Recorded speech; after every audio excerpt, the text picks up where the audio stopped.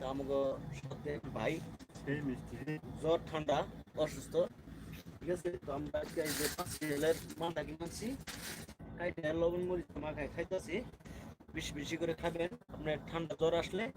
আর ভিডিওটা লাইভটা একটু শেয়ার করে দেন, আরো ভাই বোনের টাকা শুরু করে দেন, ঠিক আছে। আর এই যে নইলে রুই মাছের পেটি আছে, আর এই আছে পাঙ্গাস মাছের পেটি, আর এই হইলো এই একবারে মনে করেন খড়কড়া, মানে না এটা রুই মাছ বললে ভুল হইব।